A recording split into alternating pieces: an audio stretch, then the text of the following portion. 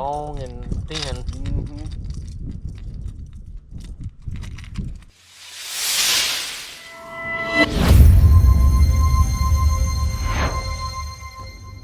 YouTube, what's up? Back again for another daily fishing video here on Andrew Upshaw Fishing. Guys, I'm just going to tell you right now, this video is special. What you're going to learn in this video will help you catch fish right now. It'll help you catch fish for the next 2 months if you go out there and do what I tell you to do. All right, today's video, we're going to talk about a bait that I'm going to catch a lot of hell for talking about it, but it's just that good, and you need to be fishing it. You need to be fishing it right now if you have fish that are in shallow water. But real fast though, if you haven't subscribed to my YouTube channel, please do that. It really helps me out to know who wants to see my content. I actually saw a really good friend of mine today in Hemphill. I went to go get some lunch, and he was like, man, you hadn't done a video in forever. And like, I'm ready to get a good tip video, and I've got you a good tip video, buddy. Here it is. We're going to be talking about a bait that is special. You know, it's one that I don't talk about very much. And the reason I don't talk about it much is because I use it all the time. I mean, like, guys, like, I mean it. Like, it stays tied on my boat this time of year, especially if I'm fishing shallow, the entire time. Now, some of you are going to sit there and think, well, maybe he's talking about a lipless crankbait. Hey, that stays tied on my boat this time of year all the time. I've caught thousands and thousands of bass on this lipless crankbait. Not this one, exact one. But as an example, this is what a lipless crankbait is for the people who don't know. This is a 3/4 ounce 2-tap, Strike King 2-tap. And this is the color I'd fish right now. This are gold.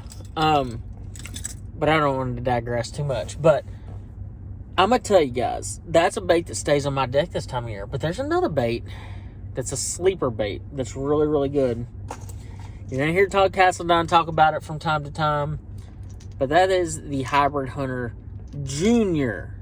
Not the big one. Not the big one that I love. You know, the little one. I'm telling you, I'm going to catch some hell for this one.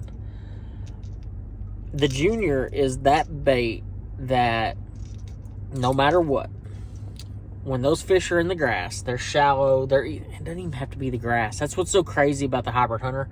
It doesn't have to be the grass. The difference is when, if you look at a square bill, a square bill runs like this, okay? It runs through the water like that.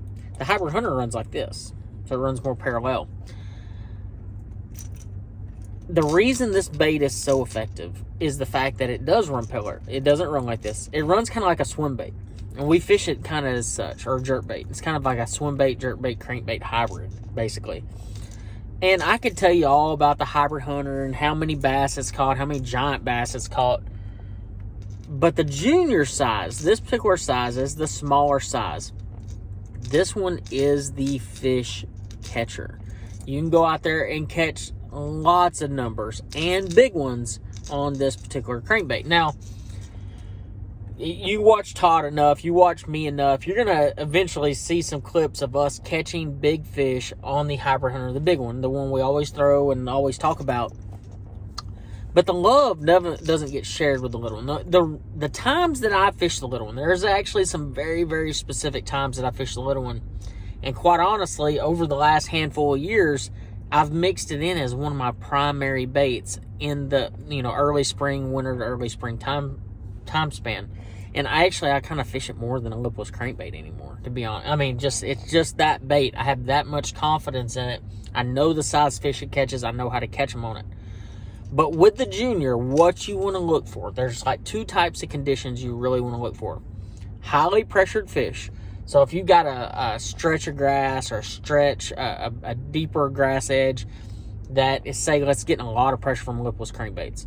And we all know noise is everything this time of year. What this allows you to do is to fish a different profile than, said, lipless crankbait. You can fish it slower, which will get you more bites this time of year, and it still has that noise.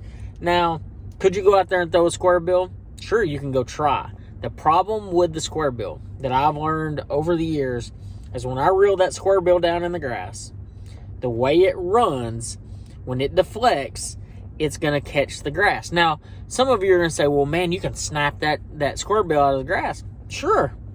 But I'm going to tell you, it's a lot harder than what it sounds to do. I mean, I've I've gotten really good at it, but like the deal is with that, you've got to have the perfect line size. You've got to have the perfect rod. Everything's got to be right. With the Hybrid Hunter, especially the junior size, I mean, you can throw 15, 17-pound tests. Doesn't really matter. You can throw your favorite trap rod on it. Once again, doesn't matter. It matters about fishing it slow, fishing it effective. Now, the first condition, like I said, is highly pressured fish. The second condition is cold fronts. So we'll have these big cold fronts come in this time of year. So like we had this morning, I woke up and it was 35 degrees and it's been 80 here, you know, so it was a really cold morning. That would be the time to go out there with the Hybrid Hunter Junior and go down your favorite grass line and hold on, because that's how it's going to be. You're going to be able to catch some really, really big fish on it. So that's my two favorite right there. My third favorite is a kind of a change up. So like if I get on a spot that is really fired up, and I mean you can pull through there with your favorite lipless crankbait and catch a dozen, and then you go back through it again with a Hybrid Hunter and you catch another 3 or 4, 5, 6, whatever. I like to use it as kind of a cleanup. It's a little bit more finesse. It still has the sound, and that's really important this time of year, is the sound. It still has the sound, but it's a smaller profile, so you will get more bites. But I have seen it this time of year, especially this time of year, where if you throw the junior out there, you get the biggest bite, which kind of is like opposite of what you would think. You would think, man, if I throw the big Hybrid Hunter, and sometimes I wish I even had a bigger Hybrid Hunter, maybe like I one this long. I wish I had one that big, but in certain situations. But you would think that bait would get you the biggest bites. And, you know, I've seen a bunch, especially lately. It seems like every fisherman out there has gotten super big into glide baits. And don't get me wrong, I love fishing a glide bait. I mean, it's something about throwing an 8 to 10-inch bait and having a fish eat it. It's just like, it's probably one of the coolest experiences of your life. But it's a terrible tournament bait. It is. It's a terrible tournament bait. The Hybrid Hunter Junior is not a terrible tournament bait. This bait right here will catch you giants. Giants, I promise you. Even being a small size. And honestly, and it's Todd Castledown's fault, I swear to God. That dude's got me going out there throwing this Hybrid Hunter all the time now, because it is an addicting bite. When they eat this thing, they knock the fire out of it. There's no question like, oh man, I think I had one. No, they hit it so hard they about pulled a rod out of your hand. But the Hybrid Hunter Junior is that go-to crankbait for me. Now, there's 3 of my favorite colors for the Hybrid Hunter Junior, and honestly, I just kind of limit it to 3. I mean, I have all of them, and at some point during the year, I'll eventually fish all, you know, a handful more than what I'm actually going to show you. You know, I might fish 5 or 6 or 7 different colors. These 3 colors are the ones I fish the most. So I fish a red one. You know, like a Rayburn red crawl. You know, red at Sam Rayburn, at Salida Bend, at Gunnersville. Great, great color. Just catches fish this time of year. The second one is green gizzard shad. You can actually mix in our Clearwater minnow. That one's another really good color. So I just, honestly, it's that mentality is like whichever one I pick up first. It's going to be between this one and Clearwater minnow. I don't have any preference. Like, it's literally whichever one I pick up first. And I mean that completely. Like, I will dig in my box, and the first one I see, that's the one I grab if I need a more transparent color like this. Now, I'm going to say, this time of year, I keep a transparent crankbait on my deck at all times. You get those no-wind days, you know, those dead calm days. I don't want something really brightly colored on those days. I want something more that blends a little bit, especially in these high-pressure lakes like Gunnersville, Rayburn, Toledo. You got to have a little bit more transparent bait. So that one stays on my deck. Now, this one is a December special. I'm just going to tell you flat out, December special. Now, every year, I catch them on it in January, February too. But it is very best right now. And it's honestly, if you went out on Sam Rayburn today, if you went out on Gunnersville today, any of these grass lakes throughout the South, gold. Something about gold this time of year, it gets giant bites. It gets a lot of bites. It doesn't matter if it's sunny outside, if it's cloudy, whatever the condition is, gold is the color this time of year. So between red, gold, and green gizzard or clearwater minnow, you've got most of your bases covered. Yes, you could get like a sexy shad, like a white color. Smooth is another one of those. You could get one of those if you're more confident with a white color instead of a transparent color like this one. But day in and day out, that transparent color, the gold one and the red one, get the job done for me. Now, when it comes to gear, it's like I told you before. It has to do with your favorite trap rod. Your favorite lipless crankbait, that type of rod. I have one all-purpose rod that I fish almost everything on. And I've talked about it a ton, and y'all are probably all tired of hearing me talk about it. But that rod is the Magnum Hammer. It's a Team Lose Custom Pro Magnum Hammer. It's a 7.3 medium heavy. It was designed for, I think it's actually designed for like skipping a jig on docks or something.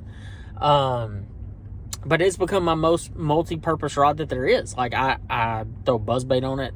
I throw lipless crankbaits on it. I throw square bills on it. I throw small hybrid hunters on it. I throw, what else? I throw single swim baits on it. I throw, like, that's my 6-pound rod for my single swim bait, my 2.75 inch rage swimmer. That's the same rod. I literally do everything with that rod. It just has a really good soft tip, but a good backbone to it. So when I go to rip something out of the grass, I can do it, and it's not a problem whatsoever. But I use that rod. It's a 7.3 medium heavy. Another rod that I've actually been experimenting with, and I don't really know what I think about it yet. I've caught a bunch of fish with it, and I just kind of wanted to see, but I bought me one of those KVD rods, the maroon rod.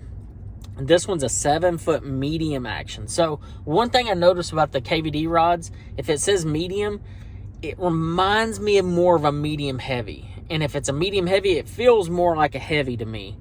But that's just personal preference. But I bought the 7-foot medium action KVD rod, and it feels really good. It's balanced, it's lightweight, and I mean, it casts well, it loads up right. I mean, it's all right. I'm so used to how I catch them on the 7.3 medium heavy that I haven't quite cleared that gap yet. But one thing is ultra consistent. No question about it. I use a 7.5-to-1 gear ratio reel. I don't use an 8.3-to-1. I don't use a 6.8-to-1. I use a 7.5-to-1 gear ratio for about 27 different reasons. But I'll give you a couple of them. First off, you got to be able to have the reel speed to be able to catch up to the fish. I know it seems weird, but when you're throwing a hybrid hunter, if you throw it enough, one thing you're going to realize real fast, as soon as they eat it, they come straight at you a lot of times. If you have a slow gear ratio reel, you're not going to catch that fish. You're going to lose it 9 times out of 10. And you got to have that quicker gear ratio reel. Probably more so on that bait than almost any other bait that I've seen. You have to have that gear ratio to keep up with them. The other reason I like that gear ratio is because I'm just so accustomed to using it.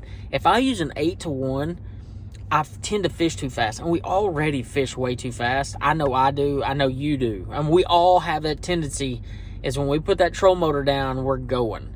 And that's a problem sometimes. So slowing yourself down just a little bit, not a lot, but just a little bit, enough to where you can land that fish.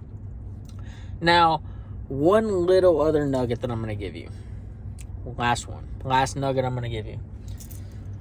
You're not going to see it on these hybrid hunters. I just threw this one the other day for the first time.